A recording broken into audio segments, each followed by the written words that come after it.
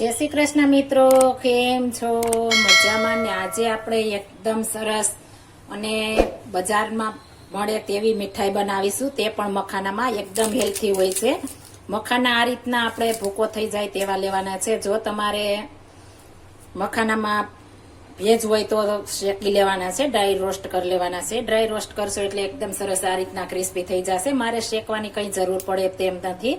તો આપણે 1 કપ મખાનામાંથી આપણે એકદમ સરસ આપણે મીઠાઈ બનાવીશું. આપણે આ સાતમ આઠમ ઉપર સ્પેશિયલ મીઠાઈ મારા ઘરમાં બને છે. તો આપણે 1 કપ મખાના લીધા છે, તો તેને આપણે મિક્સર જારમાં નાખી દેશું. અને 1/4 કપ ખાંડ તમે ગળ્યું જેવું ખાતા હો તે પ્રમાણે લઈ શકો છો. અને કાજુ નાખી દેશું.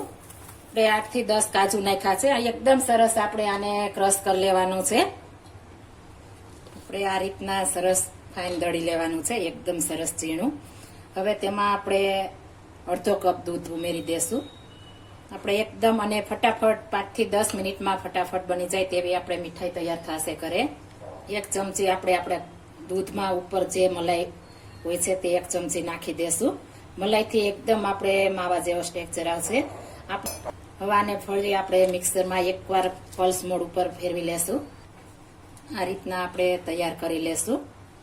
હવે નોનસ્ટિક પેનમાં 1 ચમચી ઘી નાખી દેશું, આપણું ઘરનું દેશી ઘી. એકદમ સરસ આપણે ગરમ થઈ જવા દેવાનું છે. એટલે ઘી ગરમ થઈ જાય, આપણે જે લીધો છે મખાનાનું આપણે પેસ્ટ તે નાખી દેશું.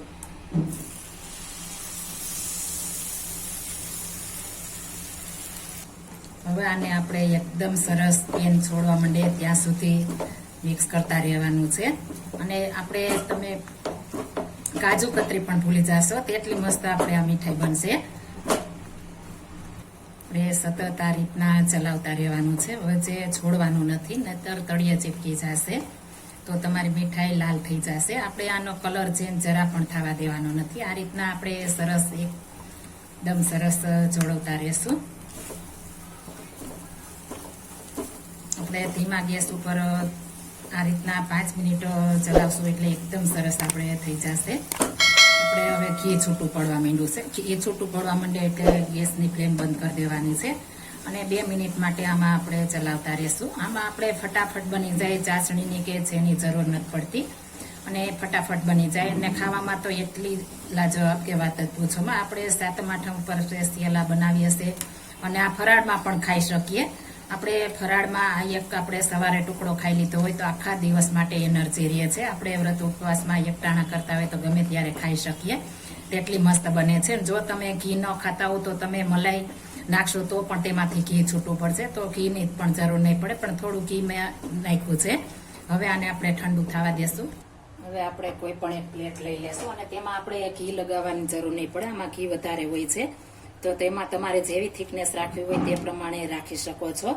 અને આપણે એકદમ સરસ આ રીતના દાબી દેશું. મારા ઘરમાં પતલી ખાય છે એટલે આપણે કાજુ કતરી હોય તેવી પતલી હશે તો પણ મજા આવશે ખાવાની. આ રીતના આપણે આખામાં સરસ કરી દેશું. ઉપરથી આપણે કાજુ બદામની કતરણ ગાર્નિશ કરી દેશું. હવે સ્પેચ્યુલા વડે આ રીતના પ્રેશર કરી દેશું એટલે સરસ ચીપકી જાય.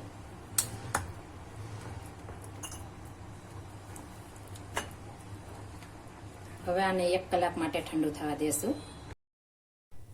આપણે સરસ ઠંડી થઈ ગઈ છે. હવે આપણે પીસ પાડી લેશું. તમારા મનપસંદ પીસ પાડી શકો છો. આપણે થોડી એવી ઠંડી થાય એટલે આપણે 1 કલાકમાં ઠંડી થઈ જશે એટલે આપણે પીસીસ પાડી લેવાના છે. હવે આપણે તેને કાજુ કતરી ના પીસ હોય તે રીતના આપણે પાડી લેશું. તમે તમારી પસંદગી પ્રમાણે પાડી શકો છો. આ રીતના એકદમ સરસ આપણે પીસ પાડી લેવાના છે. આપણે એકદમ મસ્ત અને ખાવાની પણ મજા પડી જાય તેવી આપણે મખાનાની મીઠાઈ તૈયાર થઈ ગઈ છે. મોઢામાં મેલતા જ પાણી થઈ જાય તેવી અને એકદમ સોફ્ટ અને ખાવાની પણ મજા પડી જાય અને એકદમ જ્યુસી એવી મસ્ત મજાની આપણે મીઠાઈ તૈયાર કરી લીધી છે. તમે જરૂર આ એકવાર ટ્રાય મારજો.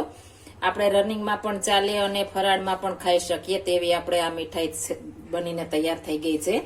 આ મીઠાઈ તમે ફ્રીજમાં 15 દિવસ માટે આવીને આવી રહેશે, કશું થશે નહીં, એટલી મસ્ત રહેશે કે તમે વાત જ પૂછોમાં. અને સ્વાદ તો એનો લાજવાબ હોય છે. તો આ જરૂર એકવાર તમે આ મીઠાઈ ત્યાં ટ્રાય મારજો. આપણે સાતમ આઠમ સ્પેશિયલ મારા ઘરમાં બને છે.